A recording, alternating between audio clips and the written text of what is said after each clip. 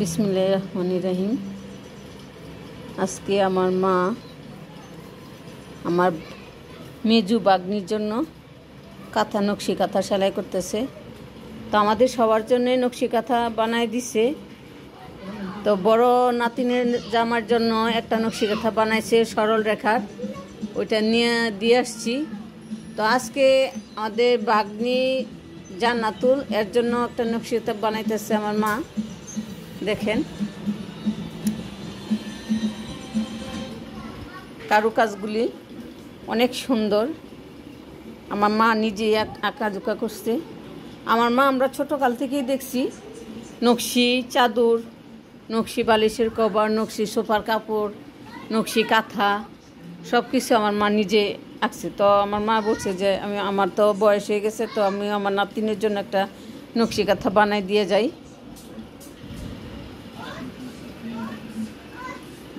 দেখেন বিশাল বড় এক কাঁথা, নকশি কাঁথা। নকশি কাঁথাটার ডিজাইনটাও অনেক সুন্দর। তো এইভাবে করে যে চতুর্দিক খুব সুন্দর নকশি কাঁথা, কারুকাজগুলো দেখেন।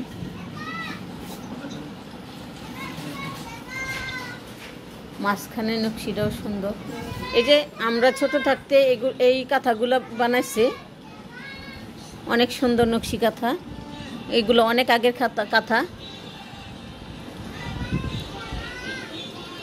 মায়দাও লাল লাল কাঁথাটাও আছে বানাইছিল যে। এখন তো আগের মতো আর বানাইতে পারে না, তারপরও বানানোর চেষ্টা করতেছে। যার একটা এটা হচ্ছে আরো অনেক আগের।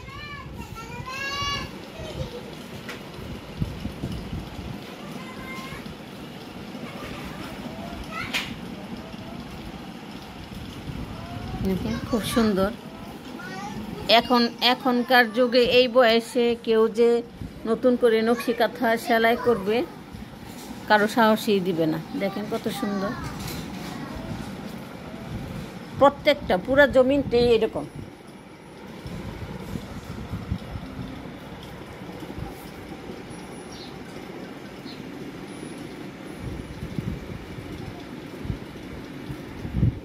তো আমাদের সাহসে দেয় না এরকম নকশি কাঁথা বানানোর জন্য। তো মার ধৈর্য অনেক। আর আসলে কি আমার মা হচ্ছে অনন্যা নারী, অনেক পরিশ্রমী। আর আমার মা একজন জয়িতা নারী। দেখেন এখনও এই যে সারাদিন একা একা বসে এই কাঁথা সেলাই করে।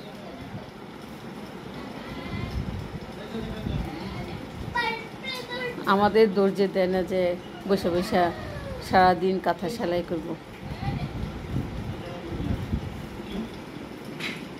মা কিছু বলো, সারা বছর তো কাঁথা সেলাই করলা, সবারে দিলা, নিজেই পরিশ্রম করে। আমার একটু আমার মেয়েরা একটু ও কাজে পরে তখন আমার ইয়া গেছে, তখন আমি সাদা কাপড় দিয়া সাদা কাঠের মধ্যে চাদর, আমি কিনা চাদরও শোয়াইছি না মেয়ের জামা করে, সাদা চাদরের মধ্যে কাজ করিয়া সাদা চাদর প্রত্যেকটা দিয়ে রয়ে ড্রেসিং টেবিলের কাপড়, এই ওয়ার্ড্রবের কাপড় যত লাগে মানে সাদা কাঠের মধ্যে কাজ করিয়া প্রত্যেকটা মেয়েরই আমি দিচ্ছি। আবার দুইটা মেয়ের করে নাতি বিয়া দিচ্ছি। ওই বড় নাতিরও আমি সাদিয়া নাম সাদিয়ারা দিচ্ছি। নাতিনের ঘরে পুতিনের জন্য তো কাঁথা সেলাই করে পাঠাইছি। তো এখন একটা নতুন নাতি বিয়ে দিচ্ছি ছোট মেয়ের ঘরে, তার জন্য চেষ্টা করতে চাচ্ছি আর কি, দেওয়ার জন্য কিছু স্মৃতি ফিরে যাওয়ার জন্য। আল্লাহ পাক করতে হবে।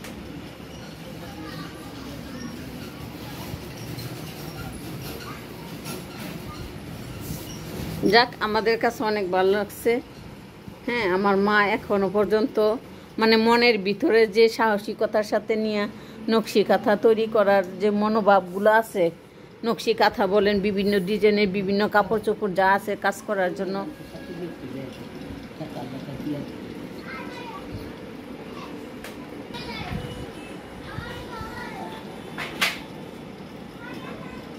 এক একটা নকশি কাঁথা এক এক রকমের ডিজাইন।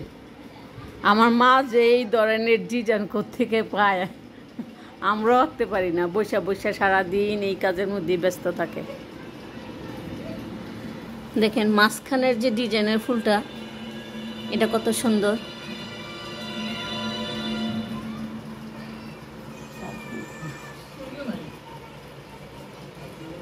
প্রত্যেকটাই সরল রেখার সাথে নকশি ফুল আছে, লাল আর সবুজ সুতা দিয়ে তৈরি করছে। এ হচ্ছে মা, আমার মার পরিবার, মার বড় বোন, আমার মা, আমার বড় খালাম্মা, বড় মামা, ছোট মামা, আমার খালাতো ভাই, এরা সবাই এত কোমল মনের মানুষ। তারা শুধু মানুষের জন্য করতেই জানে, কিন্তু কারো কাছ থেকে কোনো কিছু নিতে জানে না। এটাই তাদের সবচেয়ে বড় সাফল্য। আমরা যখন ছোট ছিলাম তখন আমার মা এই নকশি কাঁথাগুলা, নকশি চাদরগুলা তৈরি করছিল। আমরা কখনোই মানে বুঝতে পারি না যে আমাদের মা, ছোট থাকতেই ভাবছিলাম যে এত সুন্দর সুন্দর মা কাজ করতে পারে। দেখেন এই যে মাঝখানের যে নকশি কাজগুলা চাদরের মধ্যে করছে। তো 20 বছর আগে, 25 বছর আগে করছি। হ্যাঁ, এই কাজগুলো 20 বছর আগে আমার মা করছে। 25 বছর আগে করছি। মেয়ের জামাইরা মেয়েদেরকে বিয়া দিতে হবে, কিনা চাদরের মধ্যে শোয়ামু, তখন এটা হচ্ছে আরেকটা পবলিন কাপড়ের নকশি চাদর। সবগুলোই 20-25 বছর আগের তৈরি করা চাদর। এখনো কত কালার, কত সুন্দর।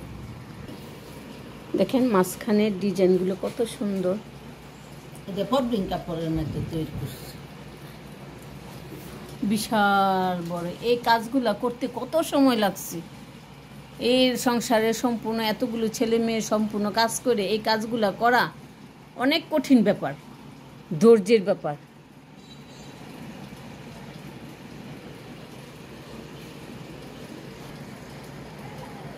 আমি মাঝখানে বলছিলাম যে আমার মা একজন জয়িতা নারী, তো আজকে আমার মার এটাও দেখাই দেই। এ একটা সুযোগ। মানুষ মরণশীল, কখন আমরা মারা যায়, কখন কি করি, তবে আজকে আমার মার এই স্মৃতিটুকু রেখে দেওয়ার জন্য এগুলা দেখানো হচ্ছে। দেখেন এটা হচ্ছে আমার মার বেগম রোকেয়া দিবসে মাকে জয়িতা পুরস্কৃত করা হয়েছিল, প্রথম স্থান অধিকার করছিল। এটা হচ্ছে আমার মায়ের স্মৃতিচারণ। এটা টিউনুর হাট থেকে, উপজেলা থেকে। তো আর এটা আরেকটা হচ্ছে আমার মার সবচেয়ে শ্রেষ্ঠ পুরস্কার। আমার মার সংগ্রামী জীবন থেকে শুরু করে এই যে দেখেন এটা, হ্যাঁ বাবা অসুস্থ ছিল, এই যে গ্রামীণ ব্যাংক থেকে একটা সার্টিফিকেট দিচ্ছিল, হ্যাঁ বদুয়া পুরস্কার।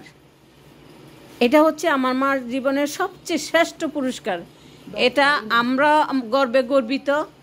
সবার মাকে দিয়ে সবাই গর্বিত হতে পারে না, তো মা তো মাই, তবে আমার মা সবচেয়ে অনন্য ব্যক্তি।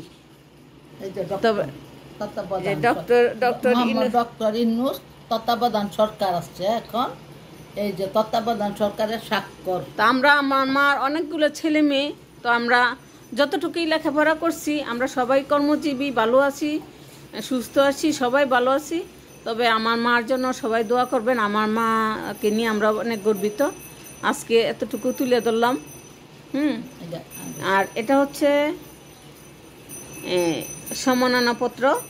আমার মাকে কত টাকা জানি মা দিছিল তোমারে বধূ পুরস্কারের সার্টিফিকেট, এটা আর কি। কত টাকা জানি দিছিল তোমারে? 5,000 টাকা। 5,000 টাকা দিছিল বধূ পুরস্কার হিসেবে ডক্টর ইউনূস স্যারের হাতে। এটাই আমাদের সবচেয়ে গর্বে গর্বিত আমার মাকে নিয়ে। এটা দিচ্ছে আমার ইউনূস স্যার, মানে আন্তর্জাতিক নারী হিসাবে, আন্তর্জাতিক নারী হিসাবে দিচ্ছে। আমার ছেলে 4টা মেয়ে, আল্লাহর মাল 2টা ছেলে।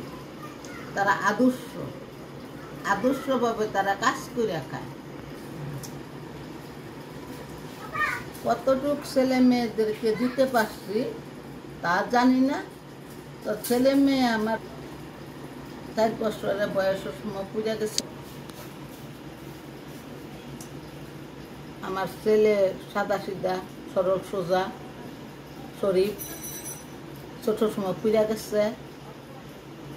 তো আমার ছেলের জন্য আপনারা দোয়া করবেন।